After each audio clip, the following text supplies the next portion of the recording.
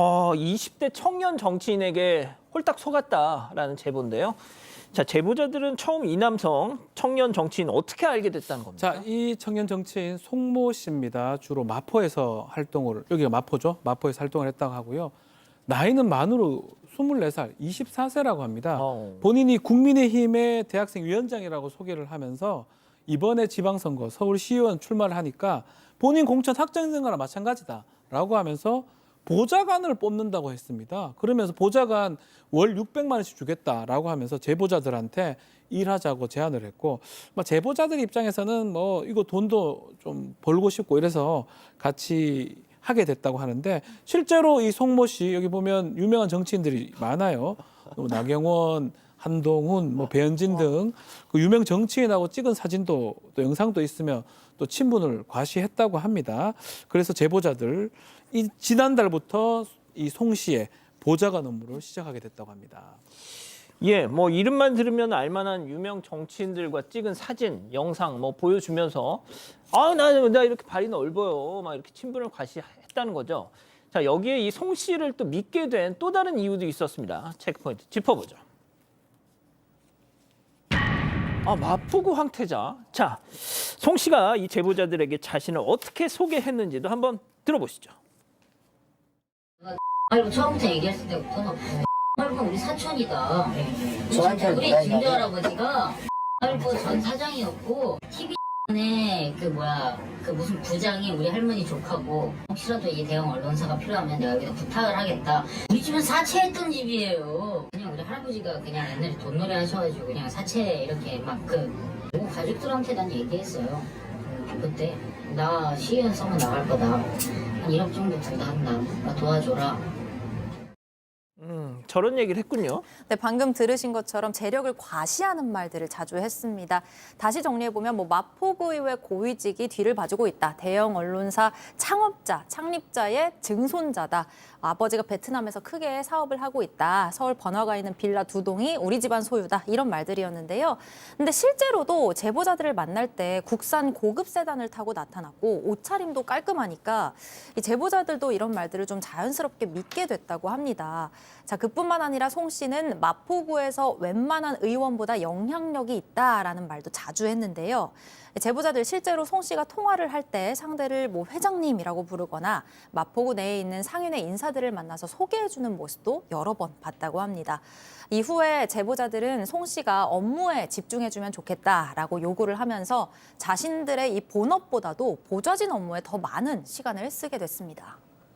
정확히 말하면 이제 국민의힘 서울 마포을 당협위원회에서 활동했던 사람인데, 자, 제보자들은 송 씨와 함께 다니면서 믿기 힘든 일들을 또 겪었던 모양이에요. 제보자 얘기 이어서 들어보시죠. 네, 상인 쪽 레드로드 거기를 한번 돌자. 차량을 타고 저희가 이렇게 가면 차 없는 거리 행사 중임에도 불구하고 경찰이 저희 차를 막으면 위원장이 갑자기 내려서 큰 소리로 들어와 그냥 들어와 이런 식으로 하는 거예요. 그럼 저희가 이제 서 있다 보면 얘가 누구를 만나요.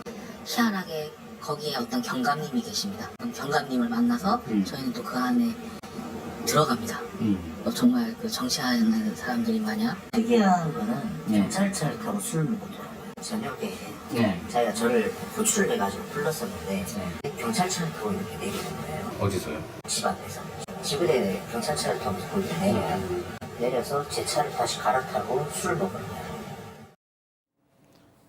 장 변호사님. 예. 그러니까 지금 얘기한 게 뭐냐면 홍대 그쪽에 그 거리 행사를 하려고 차가 원래 못 다니는데 거기로 가다가 가로막히니까 내려서 경찰하고 얘기를 하더니 쑥 타고 차를 타고 들어갔다라는 거고요. 술을 좀 마시면 집에 갈 때 경찰차를 불러가지고 타고 갔다라는 겁니다. 그래서 경찰에게 특혜를 받은 것 같은데 이 경찰 쪽에 확인을 해보니까 특혜는 준 건 아니고 그냥 몇 마디 나누는 정도 아는 정도 사실이다 이렇게 얘기를 했었는데 제작진이 확인을 해보니까 한 달에 그 경찰분하고 51건이나 통화를 하는 그런 사이였는데 저 경찰이 왜 그런지는 또 알 수가 없어요. 근데 문제는 이렇게 따라다니다 보니까 이상한 일들이 또 다른 이상한 일들이 벌어진다는 겁니다. 어떤요? 업무용 휴대전화가 필요해서 개통을 했는데 개통비는 나중에 급여 줄 때 함께 주겠다 이렇게 얘기를 하고요. 차량을 업무용 차량이 아니라 제보자들 차량을 이용을 하면서 기름값을 나중에 줄게 이렇게 하고 한 번은 1인분당 10만 원씩 하는 그 고급 고깃집에 가서 회식을 쫙 시켜주는데 나갈 때 계산은 니들이 좀 해라. 이런 식의 그 돈이 많은 사람이 할 일이 아니잖아요. 이건 또. 예. 아, 이 정도 되면 원장님 이제 슬슬 의심이 들죠. 아, 부잣집 아들이라고 해놓고. 이제 그러다가 결정적인 사건이 하나 발생합니다. 제보자들에 따르면은 송 씨는 주로 후원과 관련된 행사를 잡으라고 지시를 했고요.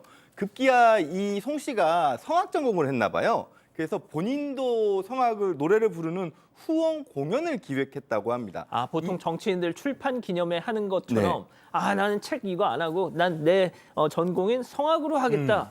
후원 음악회를 하겠다고 한 거죠. 그래서 공연 기획자까지 함께 일을 하게 됐는데 송 씨는 표가 안 팔리면 뭐 가족들 돈으로 내가 다 보존해 주겠다. 그리고 상인회에서 표를 사주기로 다 돼 있다. 이렇게까지 이야기를 했다고 합니다. 티켓 판매를 아무래도 좀 걱정을 하게 되죠. 근데 실제 그러면서 1000석 가까운 그 공연장을 대관을 하도록 했고요. 근데 팔린 티켓은 총 4장. 그중에서 2장은 송 씨가 산 거였다고 해요. 그러니까 결국에는 이 공연은 완전 엉망진창이 된 거죠.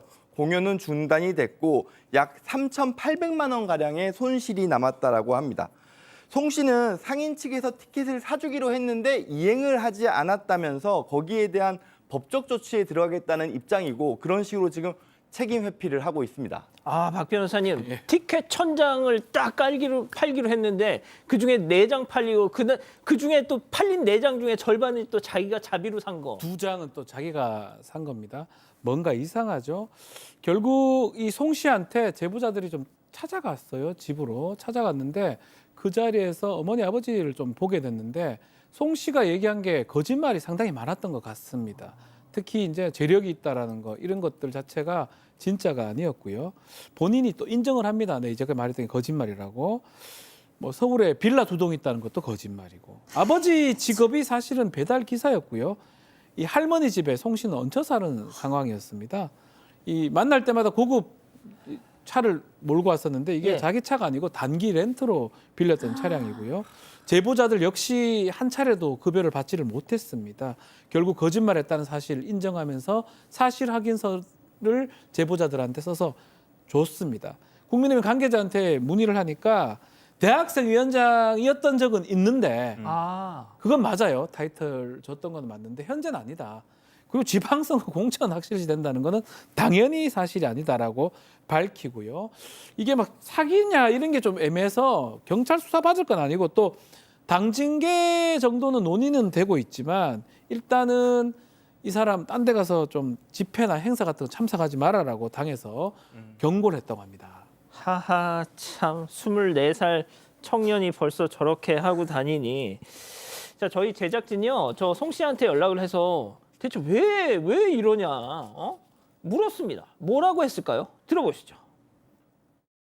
그래서 일단은 전혀 사실 무근이고요. 저는 오히려 제가 지금 그 사람들을 고소한 상태예요. 뭘로요? 이 사람들이 저를 감금하고 공갈 협박, 강요, 그리고 재물 손괴, 뭐 보도를 내실 걸까요? 보도를 내시려고 하면은 저는 지금 제 입장에서는 이거는 휴가 보복이자 피해거든요. 자, 양 변호사님. 그러니까 무슨 얘기냐면 급여가 지금 문제가 되고 있는데 급여는 줄 날짜가 아직 안 됐다. 30일이기 때문에 미지급한 게 아니라 날짜가 안 된 거라서 사기가 성립할 수 없다라는 거고 그런 식의 사실 확인서를 써준 게 이 감금 당한 상태에서 강요와 협박 뭐 온갖 욕설 고성을 2시간 동안 들으면서 쓴 거기 때문에 그래서 이 뭐 효과가 없다는 식의 주장을 하고 있고 지금 보신 저 장면 이제 그 제보자들한테 추궁당한 장면. 둘러싸여 있는 그런 상황으로 보입니다. 그래서 일단 지금 제보자분들 같은 경우는 사기로 또 고소를 했거든요. 왜냐하면 이게 직접적으로 돈을 받아낸 건 아니지만 돈을 받을 수 있을 줄 알고 그 자기 시간과 그러니까 인건비를 제공을 한 거잖아요. 사실상 그래서 사기가 될 수도 있을 것 같은데 마지막에 들으신 것처럼 이거 보도하면 방송국도 고소한다고 했는데 어떡하죠? 아, 저희도 고소 당하는 건가요? 자, 원장님 일단 뭐 본인도 사실 확인서를 그게 뭐 감금에 의한 강요에 의한 거인지는 모르겠으나 아니 뭔가 좀 당장 국민의힘 당협위원회에서도 아니라고 하지 않습니까? 왜 저러는 걸까요? 이게 일정 부분은 진짜 자기도 있겠죠. 근데 거기다가 가짜 자기를 포장을 해놓은 상황이에요. 그렇게 했더니 갑자기 거짓이지만 실제 자기 효능감을 느끼게 된 겁니다. 뭐 유명한 정치인들하고 사진도 찍을 수 있고 뭐 경찰한테 어떻게 편의도 받을 수 있고 이러다 보니까 아, 이게 나한테 도움이 되는구나. 이게 이 사람의 거짓말에 대한 행동을 강화한 거거든요. 그러면 점차 거짓말이 거짓말을 낳게 되는 문제가 되게 되는 거고요. 그 상황에서 어느 순간 내가 더 이상 감당할 수 없는 상황에까지 이르는 거죠. 예.